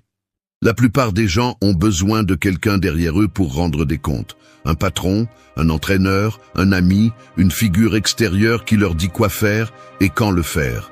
Mais si tu dépends de quelqu'un d'autre pour bouger, pour t'améliorer, pour avancer, tu n'es pas libre, tu es dirigé. Et tant que tu as besoin de quelqu'un pour te surveiller, pour donner ton maximum, alors ton maximum n'est pas à toi, il est emprunté. La véritable autodiscipline naît lorsque tu deviens ton propre maître. Lorsque tu te fixes le rythme, tu te corriges quand tu échoues et tu t'exiges comme si quelqu'un d'autre t'évaluait, même si personne ne regarde. Parce que tu comprends que tu ne vis pas pour impressionner les autres, mais pour te construire. Le stoïcisme t'entraîne précisément à cela. Être indépendant dans ton jugement, ferme dans ton évaluation et juste dans ton exigence. Épictète enseignait que nous ne devons pas dépendre des applaudissements ni de l'approbation externe, que ton progrès doit être silencieux, mais imparable. Et pour cela, tu as besoin d'une voix intérieure qui ne te laisse pas tomber dans la médiocrité. Une voix qui te dit la vérité, même si elle fait mal. Être ton propre maître, ce n'est pas être indulgent avec toi-même. Ce n'est pas non plus te maltraiter. C'est savoir quand tu as besoin de patience et quand tu as besoin de pression. C'est avoir la clarté pour savoir quand tu es paresseux, quand tu abandonnes trop tôt et quand tu utilises simplement des excuses pour ne pas donner ton maximum. Et être ton propre juge signifie que tu peux te regarder avec honnêteté. Pas avec culpabilité, mais avec objectivité. Tu peux revoir ton comportement, tes résultats, tes décisions et te dire fermement « ce n'est pas bien, je peux faire mieux et je vais faire mieux ». Parce que tu n'as pas besoin que quelqu'un te crie de l'extérieur si tu te parles déjà avec force de l'intérieur. Les personnes les plus fortes que tu rencontreras ne sont pas celles qui semblent sûres d'elles devant tout le monde, mais celles qui ont des conversations intenses avec elles-mêmes quand personne ne les voit. Ce sont celles qui corrigent leur trajectoire en silence, celles qui ne s'applaudissent pas trop quand elles réussissent, ni ne se déprécient quand elles échouent. Elles ajustent, simplement. Elles continuent. Elles apprennent. Elles s'évaluent. Elles s'éduquent. Quand tu deviens ton propre maître et ton propre juge, tu cesses d'être une marionnette de l'environnement. Tu deviens stable, autonome, capable d'avancer même quand personne ne t'encourage, ne te récompense, ne te reconnaît. Parce que tu le fais pour toi, parce que ton standard ne dépend plus de personne d'autre. Et cela, dans ce monde plein de validation externe, est un super pouvoir. Tu veux vraiment avancer? Commence à te rendre des comptes à toi-même. Tu as échoué? Corrige. Tu es bloqué? Analyse pourquoi. Tu donnes moins que ce que tu sais que tu peux donner? Exige-toi et fais-le sans haine, sans culpabilité, sans drame. Fais-le avec respect de toi-même, parce que tu t'entraînes à être quelqu'un de plus fort, de plus ferme, de plus libre. Personne ne viendra te corriger la posture. Personne ne te dira que tu gaspilles ton potentiel. C'est à toi de le faire. Et quand tu l'assumes, tu n'as plus besoin de supervision externe. Tu deviens quelqu'un qui s'observe, se dirige et se respecte. C'est le véritable autodiscipliné. 5. Apprends à agir sans envie. Ne pas se sentir motivé n'est pas une excuse pour ne pas agir. L'autodiscipline n'attend pas les émotions, elle agit malgré elles. Fais ce qui est juste même quand ton corps et ton esprit disent non. Si tu ne bouges que lorsque tu te sens énergique, tu es coincé. Si ton action dépend de ton humeur, alors tu n'es pas libre. Tu es esclave de ce que tu ressens. Et ce que tu ressens n'est pas toujours fiable. L'esprit te ment, le corps te trompe, l'émotion fluctue. Si tu attends d'avoir envie, tu vas rester bloqué plus longtemps que tu ne peux te le permettre. Les stoïciens n'agissaient pas à partir de l'émotion. Ils agissaient à partir du devoir. Depuis le début, depuis ce qu'ils savaient être juste, même s'ils n'en avaient pas envie. Marc Aurèle, à la tête d'un empire et avec une vie pleine de lourdes responsabilités, le disait clairement « Fais ce que tu dois faire, le reste n'a pas d'importance ». Parce qu'il savait qu'attendre de se sentir motivé est un piège. Ce qui importe n'est pas comment tu te sens, mais ce que tu décides de faire malgré cela. Et c'est là le pouvoir d'agir sans envie. Tu construis un muscle invisible. Chaque fois que tu fais ce qui est juste sans avoir d'énergie, tu renforces ton identité. Tu te prouves que tu es le maître, que tu décides. Peu importe si tu es fatigué, frustré, découragé, tu choisis de respecter ce que tu as dit que tu ferais. C'est ça la discipline. Non pas l'effort spectaculaire d'un jour motivé, mais la décision ferme de rester constant quand il n'y a pas d'étincelle, pas d'émotion, pas d'envie. Parce que le vrai changement n'arrive pas quand tout va bien, mais quand tu restes ferme au milieu du découragement. Le problème est que nous avons romantisé la motivation. Nous croyons que nous avons besoin d'être inspirés pour faire quelque chose d'important. Mais la vérité est que le plus transformateur se fait souvent sans émotion. Tu fais de l'exercice sans envie. Tu étudies sans envie. Tu prends des décisions difficiles sans envie. Et là, juste là, se construit la vraie force. Chaque fois que tu te lèves quand tu n'en as pas envie, tu entraînes ton caractère. Chaque fois que tu travailles sans inspiration, tu deviens plus stable. Chaque fois que tu choisis d'agir, quand tout en toi veut repousser, tu te rapproches de ta meilleure version.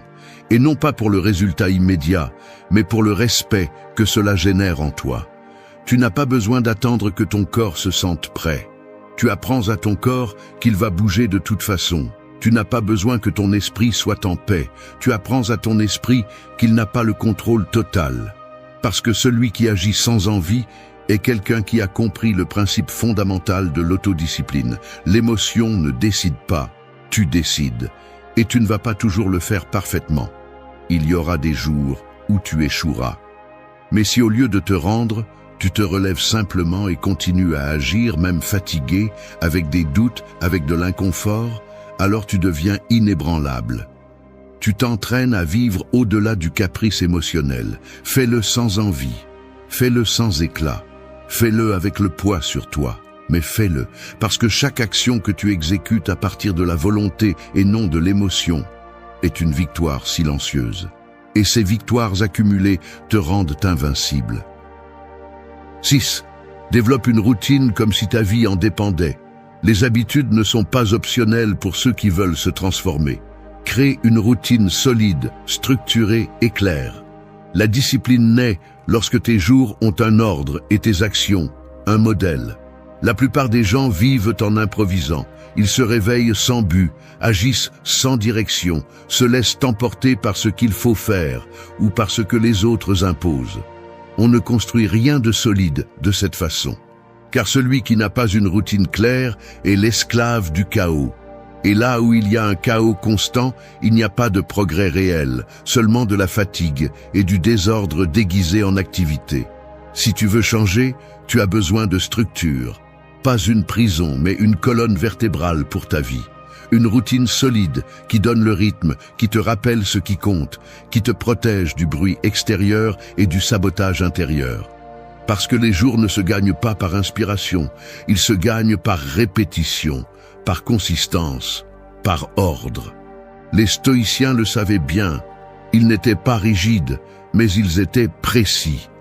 Ils savaient que si tu voulais rester solide dans un monde instable, tu avais besoin d'un système interne. Marc Aurèle écrivait tous les jours, révisait ses principes, s'évaluait. Parce qu'il comprenait que le caractère ne se forme pas dans des moments aléatoires, mais dans des modèles constants, dans des habitudes intentionnelles. Ta routine est ton bouclier, c'est ton champ d'entraînement quotidien. Il ne s'agit pas seulement de faire beaucoup de choses, mais de faire les bonnes choses, tous les jours, jusqu'à ce qu'elles deviennent une partie de toi. Et cela ne se produit pas avec de la motivation, cela se produit avec de l'intention. Concevoir une routine claire n'est pas un luxe, c'est une nécessité pour celui qui veut vraiment se dominer. Commence simplement, mais fermement. Définis tes heures clés. Décide ce que tu feras en premier chaque matin, comment tu distribueras ton énergie, quand tu t'entraîneras, quand tu étudieras, quand tu te déconnecteras. Et ensuite, respecte-le. Non pas parce que tu te sens obligé, mais parce que tu comprends que cette structure est celle qui te soutient lorsque tout le reste vacille. Une bonne routine ne dépend pas de ce que tu ressens. Elle dépend de ce que tu as décidé d'être. Parce que tu n'es pas tes émotions, tu es tes décisions répétées. Tu es ce que tu fais tous les jours, pas ce dont tu rêves quand tu es inspiré. La routine te tire vers l'avant même quand tu ne veux pas bouger. Et c'est ce qui la rend puissante. Il y aura des jours où tout en toi voudra briser cette structure, où tu voudras dormir plus, tout remettre à plus tard, improviser. C'est justement là que tu dois rester. Parce que la routine ne fait pas que organiser ta journée, elle renforce ton caractère. Elle te rappelle que tu es le maître, qu'il y a un plan, que tu n'es pas à la dérive, et elle n'a pas besoin d'être parfaite. Tu n'as pas besoin de la remplir de tâches irréalistes. Tu as juste besoin qu'elle soit claire, stable, cohérente avec tes valeurs. Une routine simple et bien exécutée vaut 1000 fois plus qu'un horaire chaotique rempli de choses que tu ne fais jamais. Développe une routine comme si ta vie en dépendait, parce qu'en réalité, c'est le cas. Il s'agit de construire un système qui te maintient solide, centré et en mouvement, sans dépendre du monde, sans dépendre de l'humeur, sans dépendre de personne. La routine ne t'enferme pas, elle te libère. Parce que plus ta structure est claire, plus tu as de liberté pour agir avec force. Et quand la force devient une habitude, tu n'as plus besoin de te pousser, tu as juste besoin de te maintenir. Et cela, dans un monde distrait, te rend imbattable. 7. Garde ta parole même dans les petites choses. Chaque promesse brisée, aussi insignifiante qu'elle puisse paraître, affaiblit ton caractère. Respecte toujours ta parole, même lorsqu'il n'y a pas de conséquences visibles. Ton intégrité n'a pas de jour de congé. La plupart des gens pensent que l'échec dans les petites choses n'a pas d'importance, qu'une promesse non tenue sur un détail n'a pas de poids. Mais c'est faux. Chaque fois que tu dis que tu vas faire quelque chose et que tu ne le fais pas, même si personne ne le remarque, ton esprit l'enregistre. Et le plus dangereux n'est pas ce que le monde pense de toi, c'est ce que tu commences à penser de toi-même.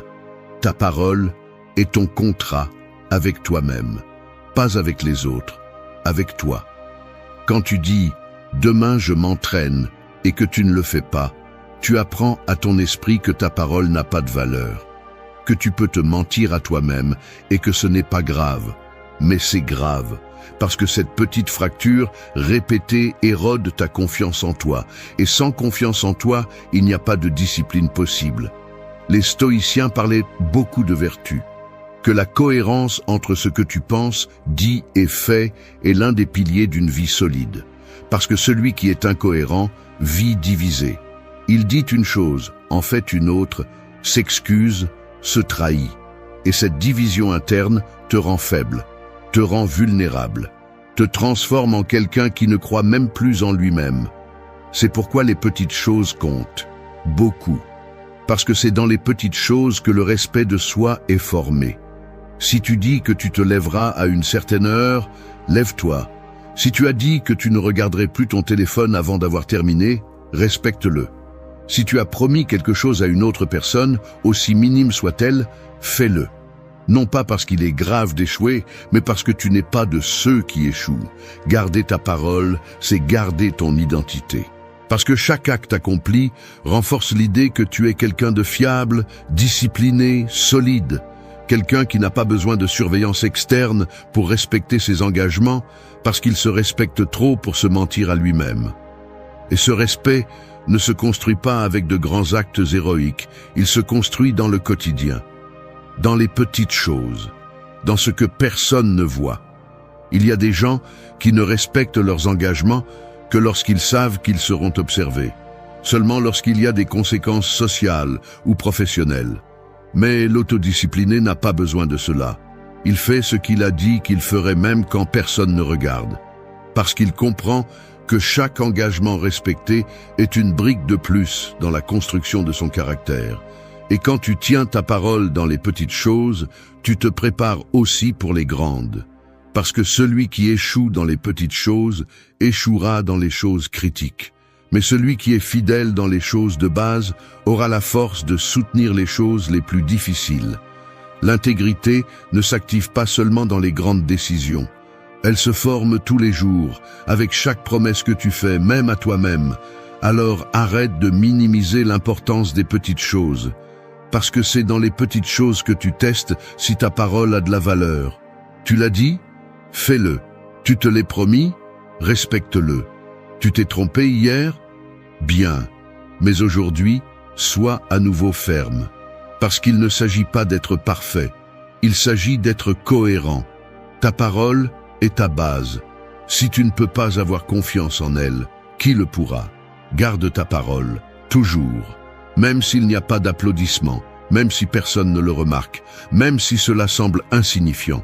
Parce que ce petit acte, répété, est ce qui forge quelqu'un de véritablement discipliné. 8. Établis tes propres règles et respecte-les. Ne vis pas sous des règles étrangères. Écris ton propre code et suis-le rigoureusement. L'autodiscipline naît de l'existence de normes internes que tu respectes plus que toute loi externe. Il y a des gens qui n'agissent bien que lorsque quelqu'un d'autre les observe, qui ne font des efforts que lorsque quelqu'un impose la norme, qui ne respectent que lorsqu'ils ressentent la pression de l'extérieur. Mais ce type de discipline n'est pas réel, il est fragile. Il se brise dès que la surveillance disparaît. Parce que ce qui est imposé de l'extérieur ne dure que tant que quelqu'un le soutient. La véritable force naît lorsque tu décides de tes règles, lorsque tu deviens toi-même la loi, lorsque sans que personne ne t'exige, tu choisis d'agir selon une norme propre. Non pas parce que quelqu'un te punira si tu échoues, mais parce que tu sais qui tu veux être. Et ce type d'autodiscipline ne s'achète pas, ne se transmet pas, ne s'imite pas. Elle se construit de l'intérieur. Les stoïciens vivaient selon un principe clair. Ce qui compte n'est pas ce que le monde exige de toi, mais ce que tu exiges de toi-même. Sénèque disait, la plus grande liberté est d'obéir à soi-même, mais pas par caprice, mais par engagement. À partir d'un code interne solide, inébranlable, qui définit comment tu agis, comment tu penses, comment tu réponds même lorsque personne d'autre ne regarde. Écris tes règles, décide clairement quel comportement tu ne tolères pas en toi, quelles habitudes tu vas pratiquer sans faute, quelles lignes tu ne vas pas franchir. Et ensuite, respecte-les avec le même sérieux avec lequel tu respecterais une promesse sacrée, parce que c'est ce qu'elles sont, des promesses envers toi-même. Et si tu ne les respectes pas, personne d'autre ne le fera. Il se peut que le monde soit flexible. Il se peut que la culture actuelle te dise que ce n'est pas grave si tu échoues un peu. Mais tu ne vis pas pour plaire au monde. Tu vis pour devenir quelqu'un de fort. Et les forts se gouvernent par leurs propres règles, non pas par les modes, non pas par les tendances, non pas par des excuses socialement acceptées. Et il ne s'agit pas d'être rigide ou fanatique, il s'agit d'avoir une direction, une boussole interne, quelque chose qui te soutient lorsque la vie devient difficile, lorsque l'environnement devient confus, lorsque tes émotions veulent te déstabiliser. Parce que si tu n'as pas tes propres règles, tu finiras par obéir à celles de n'importe qui. Et c'est le chemin le plus direct vers la médiocrité. Tes règles sont ton bouclier, elles sont ton guide. Elles te disent quoi faire quand tu ne sais pas quoi ressentir. Elles te rappellent qui tu es quand tout autour veut te distraire. Et chaque fois que tu les respectes, tu te renforces. Parce qu'il n'y a rien de plus puissant que d'agir selon ta volonté, selon ton propre code. Et oui, ça va être difficile. Il y aura des jours où briser tes propres règles semblera plus facile, mais c'est justement là que tu montres qui commande. Si tu décides que tu ne vas pas manquer ton entraînement, alors tu ne le manques pas. Si tu décides que tu ne vas pas utiliser d'excuses, alors tu ne les utilises pas. Peu importe si c'est inconfortable, si c'est solitaire, si personne ne te comprend. Tu le fais parce que tu l'as décidé. Établis tes règles, écris-les. Mémorise-les, respecte-les, parce que chacune d'elles est un pilier dans la construction de ton identité. Et chaque fois que tu les respectes, même en silence, tu démontres que tu es quelqu'un qui se prend au sérieux, qui n'attend pas que la vie le discipline, parce qu'il a déjà appris à se discipliner seul. 9. Fais-le de la même manière, même si personne ne le remarque. Ta vie n'a pas besoin d'applaudissements. Ce qui est juste n'est pas fait pour être vu, mais parce que c'est juste. Ta autodiscipline sera plus forte lorsque tu agiras de la même manière, avec ou sans public. Nous vivons à une époque où tout semble n'avoir de valeur que si quelqu'un le voit. S'il n'y a pas de caméra, s'il n'y a pas d'histoire sur les réseaux sociaux, s'il n'y a pas de témoins, il semble que cela ne compte pas. Mais cette pensée est un piège, car si tu as besoin de validation pour agir, alors tu ne construis pas de caractère, tu cherches l'approbation. Et cette dépendance est l'ennemi de l'autodiscipline. La véritable force se forme dans l'ombre, dans les actes que tu fais sans que personne ne les reconnaisse, dans ces petites décisions que personne ne célèbre, mais que tu sais importantes, car c'est là que ton intégrité est mesurée. Agis-tu avec excellence seulement lorsque tu es observé ou maintiens-tu ton standard même dans l'anonymat? Les stoïciens enseignaient à vivre selon la vertu, non selon l'opinion publique. Épictète disait « Ne cherche pas à ce que les autres te voient bien agir, agis bien à tout moment. » Car ce qui définit qui tu es, ce n'est pas comment tu te comportes quand on te regarde, mais comment tu vis quand il n'y a pas d'applaudissements, ni de récompense, ni Dieu sur toi. Fais ce qui est juste même s'il n'y a pas de reconnaissance. Sois à l'heure même si personne ne le remarque. Tiens ta parole même si personne ne l'exige. Entraîne-toi, travaille, améliore-toi, même si personne ne te félicite, car tu ne le fais pas pour construire une image, tu le fais parce que c'est ce que tu es, parce que tu sais que le véritable respect ne vient pas de l'extérieur, il vient de toi. Et tu sais quand tu es cohérent et quand tu ne l'es pas. Quand ta discipline dépend du public, tu deviens faible, instable. Tu ne donnes le meilleur de toi-même que s'il y a des yeux posés sur toi. Mais quand tu agis de la même manière, avec ou sans témoin, tu deviens inarrêtable, car ton élan ne vient plus de l'extérieur. Il vient de tes principes.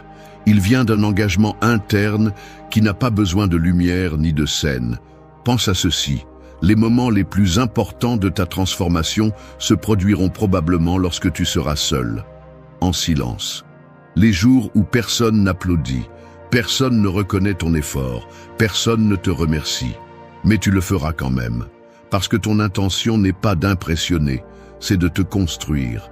Le monde n'a pas besoin de savoir ce que tu fais pour que cela ait de la valeur. La vraie discipline ne crie pas, ne se vante pas, ne cherche pas l'approbation. La vraie discipline est silencieuse mais ferme. Elle n'a pas besoin de témoins car son seul juge est la conscience. Et si tu peux vivre avec la conscience tranquille, alors tu es déjà en train de gagner. Fais-le de la même manière, même si personne ne le remarque, car quand tu fais ce qui est juste seulement quand on te voit, tu agis pour les autres. Mais quand tu le fais en silence, quand tu choisis l'effort sans chercher de récompense, tu te prouves à toi-même que tu n'as plus besoin d'être poussé, que tu te pousses toi-même. Et c'est le sommet de l'autodiscipline. Agir par conviction, par respect, par intégrité. Parce que tu sais que chaque petit acte, bien qu'invisible, sculpte ton caractère. Il affirme qui tu es et qui tu es prêt à être. Alors arrête d'attendre la reconnaissance. Fais-le de la même manière, même si personne ne le remarque. Car les véritables applaudissements sont de pouvoir te regarder dans le miroir avec fierté, sachant que tu tiens ta parole, même quand personne d'autre ne regarde.